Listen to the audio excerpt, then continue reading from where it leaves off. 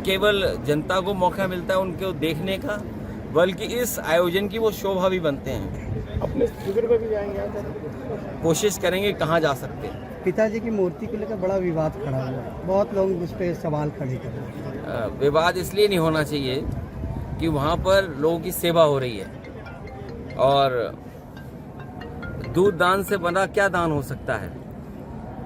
यहाँ पर दान करने भी लोग आते हैं, महादान के लिए भी लोग आते हैं।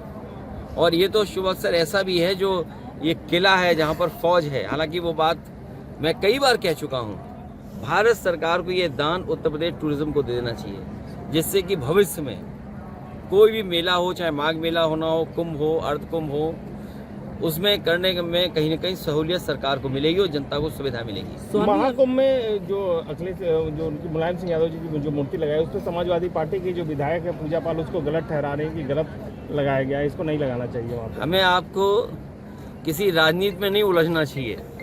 मैंने तो यहाँ होर्डिंग पीडीए के भी देखे थे, प्रयागराज डेवलपमेंट अथॉरिटी, तो उसका मैं मतलब क्या निकालूं अगर पीडीए के होर्डिंग लग गए थे तो।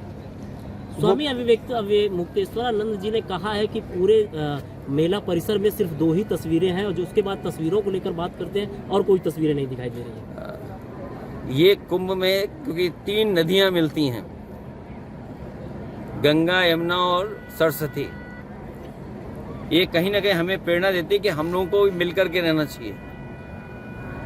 सद्भावना, सौहार्द और सहनशीलता ही बनी रहे हमारे अंदर। अगर ये तीनों चीजें बनी रहेंगी तो हमें हमेशा महाकुंभ का एहसास बना रहेगा। वो कहते हैं कि बहुत बेस्ट है, आज से 44 साल बाद सहयोग बना और सबसे बेस्ट कुंभ हम ही करा रहे हैं। 144 साल का सहयोग उन्हें मिल गया, और आज तो ये भी कहते हैं कि आज के दिन कई स्टार्स एक लाइन में हैं, तो आज हमें भी ये पुण्य के दिन हमें ऐसा मौका मिल गया कि स्नान कर लिया। तो आज के दिन चुनने का कोई खास वजह है? कोई नहीं, जिस दिन माँ गंगा बुला लें माँ गंगा या ने बुलाया। संगम पे जिस दिन का लिखा हो हमारे आपके, हमारा आपका लिखा है मिलने का, तो आज मिलने हमारा। संगम से भैया आपका पुराना नाता रहा है, चाहे नेताजी रहे हो या परिवार के और सदस्य भी रहे हो, अक्सर संगम से नाता रहा है और आना हुआ। पहली बार संगम नहीं आए, कई मौकों पर, कई अलग अलग समय पर हम लोगों को आने का मौका मिला। Thank you. चलिए, बड़ा आयोजन है, और मुझे याद है कि जिस समय समाजवादी सरकार थी उस समय भी महाकुंभ करने का मौका मिला था। 12 साल के बाद जो कुंभ हुआ था वो करने का मौका मिला था। उस समय चीफ सेक्रेटरी और संबंधित विभाग जितने भी थे, और हम लोगों को जो कम संसाधन में आयोजन करने का मौका मिला था, उस समय के तमाम स्टडीज़ ये कहती हैं, जो हार्वर्ड जैसी यूनिवर्सिटी ने स्टडी की थी, और पूरा का पूरा कुंभ कहाँ से परंपरा शुरू हुई है। सम्राट हर्षवर्धन के समय से जो हम पे डॉक्यूमेंटेड हिस्ट्री जो दिखाई देती है, वैसे तो ये पौराणिक है, लेकिन जो डॉक्यूमेंटेड हिस्ट्री जिसकी जानकारी हमें और आपको मिलती है, गणतंत्र दिवस के दिन इस शुभ अवसर पर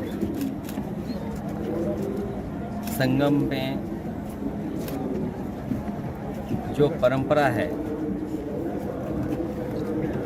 और लगातार व्यक्तिगत आस्था के तहत लोग यहाँ आते हैं, स्नान करते हैं, डुबकी लगाते हैं। मुझे आज 11 डुबकी लगाने का मौका मिला है। संगम पर जो ये महाकुंभ मनाया जा रहा है, 144 वर्षों के बाद मौका मिल रहा है।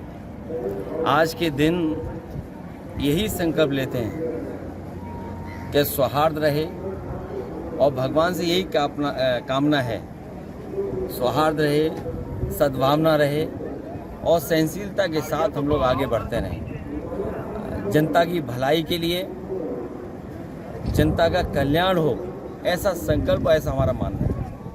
अभी आप उधर से गुजर, रिवर का कन्वर्जेंस है, तीनों नदियों का जो कन्वर्जेंस है वो हमेशा अलग होता है। यही इसकी खूबसूरती है, और बिना प्रचार के लोग यहाँ व्यक्तिगत आस्था